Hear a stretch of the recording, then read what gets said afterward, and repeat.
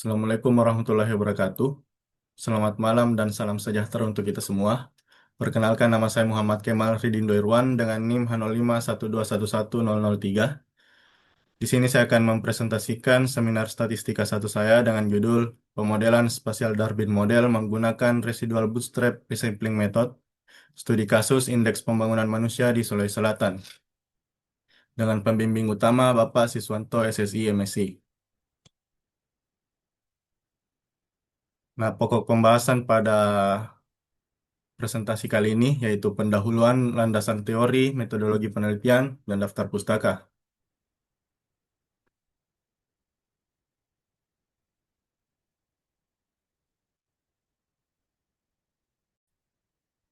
Latar belakang regresi spasial merupakan pengembangan metode regresi linear klasik yang diperkenalkan oleh Luc Anselin dan disesuaikan dengan prinsip geografi Tobler yang menyatakan bahwa everything is related to everything else, but near things are more related than distant things.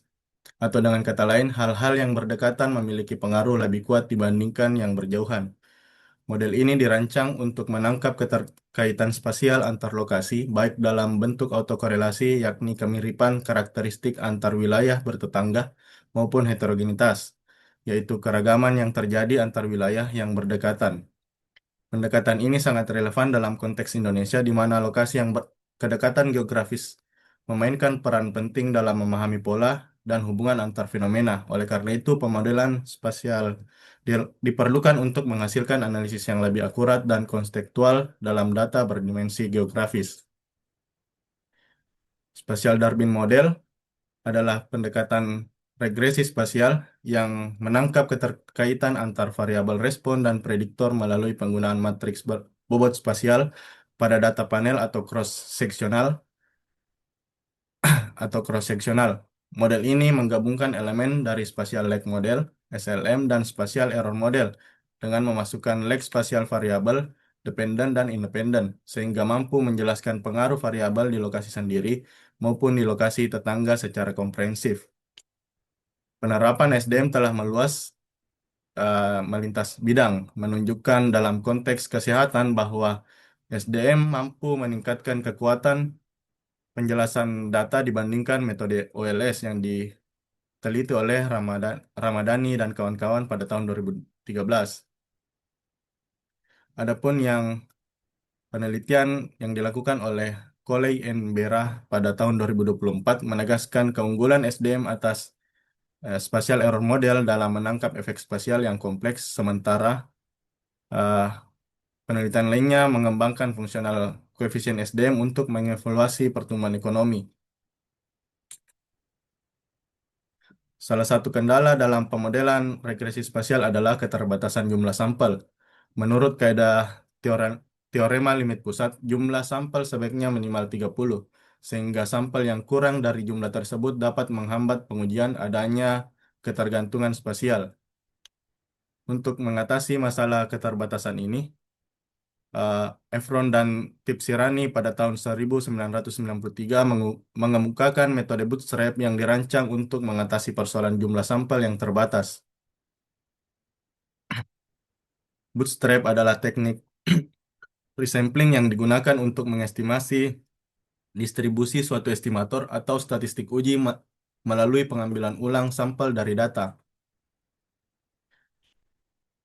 Salah satu pendekatan umum yang diterapkan dalam simulasi data dengan melakukan resampling nilai residual model yang dikenal sebagai residual bootstrap. Dengan cara ini, teknik residual bootstrap dapat mempertahankan struktur dependensi yang dihasilkan oleh model regresi melalui pemanfaatan nilai residual. Dalam penelitian Prihatmono dan kawan-kawan pada tahun 2020 menyimpulkan bahwa penggunaan resampling melalui residual bootstrap menghasilkan nilai standar error terkecil ketika diterapkan pada metode regresi linear berganda.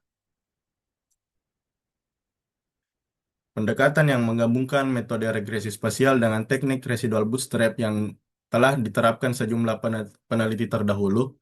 Teknik residual bootstrap yang memperkirakan distribusi sampling secara non-parametrik yang dilakukan oleh Marku dan kawan-kawan pada tahun 2018 menggunakan Sam Bootstrap untuk analisis migrasi tenaga kerja di Eropa. Sedangkan penelitian yang dilakukan oleh Nahla Karima 2024 menerapkan Sharma Bootstrap dalam menganalisis jumlah balita gizi buruk di Sulawesi Selatan untuk menghasilkan estimasi parameter yang lebih stabil dan robust.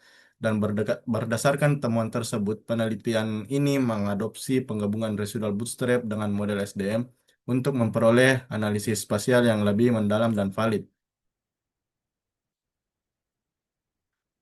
Indeks Pembangunan Manusia (IPM) merupakan indikator penting untuk mengukur keberhasilan dalam upaya membangun kualitas hidup manusia, masyarakat, atau penduduk.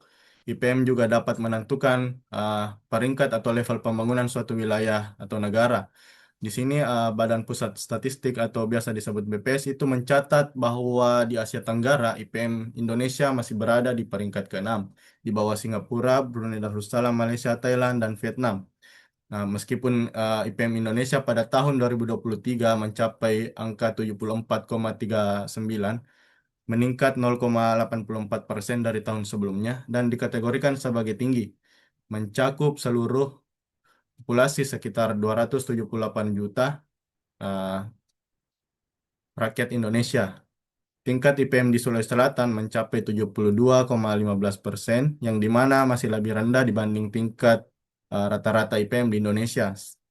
Salah satu cara untuk menaikkan IPM di Sulawesi Selatan adalah dengan mengetahui faktor-faktor yang diperkirakan dapat mempengaruhi tingkatan tersebut.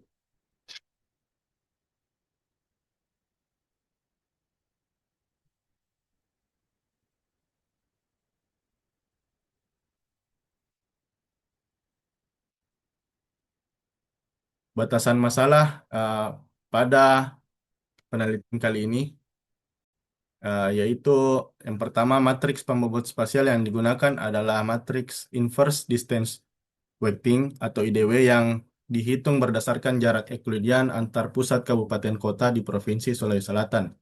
Jumlah replikasi dalam pendekatan residual bootstrap dilakukan sebanyak 50 kali untuk melakukan estimasi parameter spasial Darwin model yang stabil.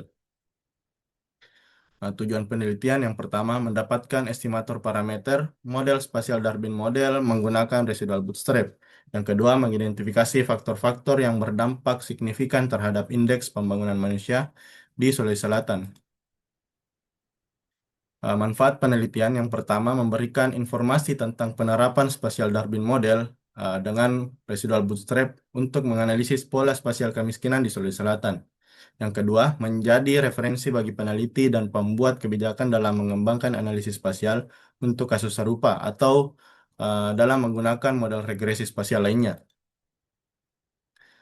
Landasan teori yang digunakan pada penelitian kali ini, yang pertama regresi spasial, matriks pembobot spasial, identifikasi efek spasial, spasial Darwin model, pengujian model regresi, uji signifikansi parameter, bootstrap, pemilihan model terbaik, dan indeks pembangunan manusia.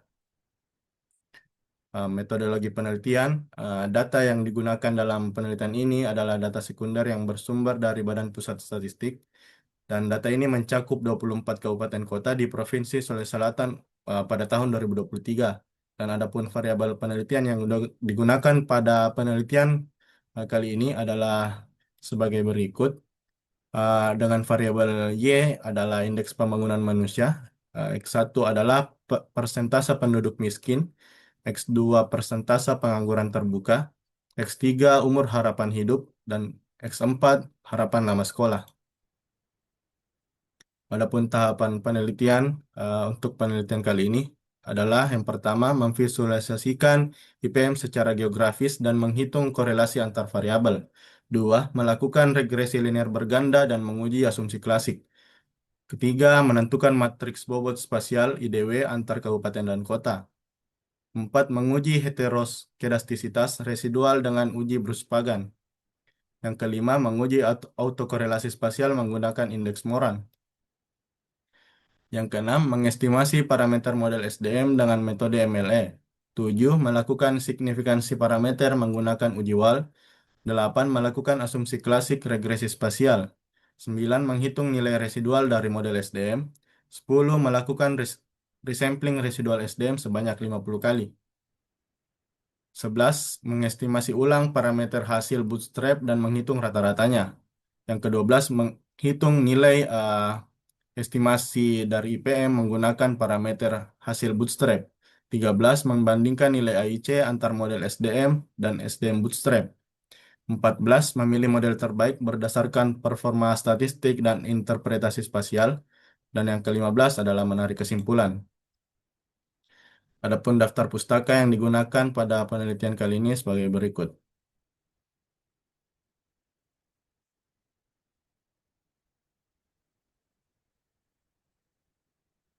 Baik, sekian presentasi dari saya. Cukup sekian dan